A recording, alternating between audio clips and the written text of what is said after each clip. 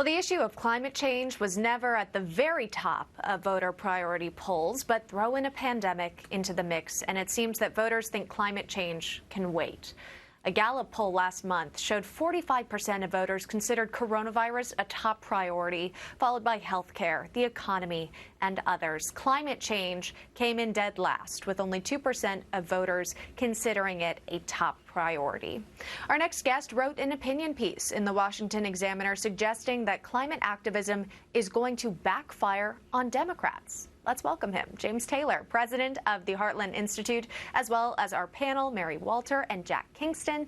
James, thanks for coming on the show today. The left has strongly spoken out, warning about the dangers of climate change. Why do you think this climate discussion will backfire on them? If they're trying to tie coronavirus to climate change, which is what they're doing, it is certainly going to backfire on them.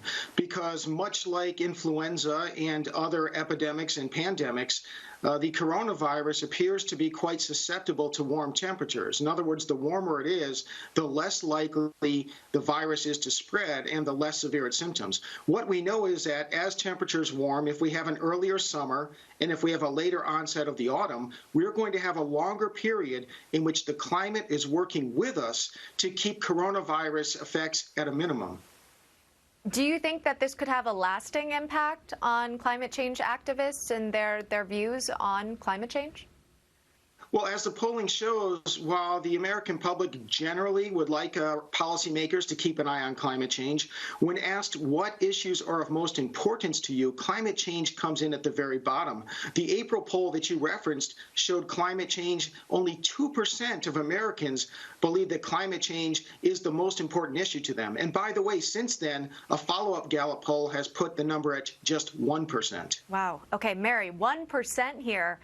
I mean, that's just clearly, it doesn't sound like this is a top issue for voters. What do you think voters will really be focusing on when they head to the polls in November? I think it depends on the economy. That I think will greatly weigh on their minds as we get closer to the election, and that is all going to depend on how quickly the economy opens. But I think I just learned from James that we should all be rooting for global warming, and that when there's a pandemic knocking at the door, the whales are on their own. Suddenly, no one cares. But if we do have a hot summer and you start to see this wane and you start to see the economy open again, it is going to go gangbusters, and I think that is going to be a huge influence on the election, especially as we see it coming back in September, October, in those months just before the election. And that is a huge problem for Joe Biden.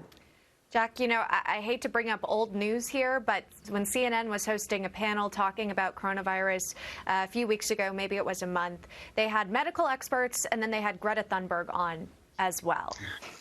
Is this trying to push an agenda here? Are they trying to keep the idea of climate change still a top priority in regards to coronavirus? How do these two really coincide? Well, I don't think there's any question that CNN is trying to push an agenda. And I was just thinking about Greta. I know that she's kind of hands off. You're not allowed to say anything about her. But I would say about the left who embraced a young teenager as the climate expert, probably not the smartest thing that they have ever done. But I can say this, having done a lot of polls over my times, the environment never was a top 5 issue. We did poll after poll, statewide and district-wide, and then I looked at national polls when I was in elected office. And I can tell you the environment was sometimes in the top 10, but it was always the economy. It was national security. It is health care. Education, table topic type issues, family kitchen discussion issues. But the environment has been an obsession of the left wing media. They just push it and push it. One time I was doing a candidate survey for the Atlanta Constitution, and it was to decide who they were going to endorse in a race. And I went up for my meeting with them, my interview. They had 10 questions. 9 questions were on the environment, and the 10th question was on abortion. So there was no way as a Republican that I was going to get an A+ on that exam. But they didn't ask about the issues that people talk about. And the issues that people talk about are not climate change. Yeah, we know that the economy is at the top here. So, James, I know you wrote your piece on climate change and the little impact it could have or backfire even. But what about the economy? Right now, we're seeing all these millions of unemployed Americans, this record unemployment number, but some experts, economic experts, are saying that that could completely reverse by the time Q3 comes around. How's the economy and potentially its massive rebound? How's that going to affect the left? Well, I certainly hope the economy comes around, and we have to keep in mind that this was a deliberately caused economic shutdown.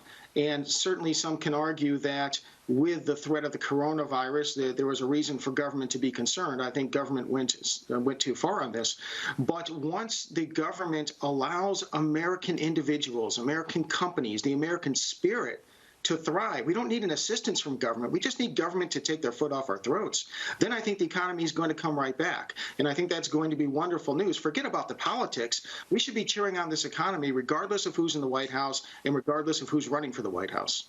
All right. That's James Taylor, president of the Heartland Institute. Thank you for coming on the program and joining us today. Mary and Jack, stick around. We've got a lot more to cover after this.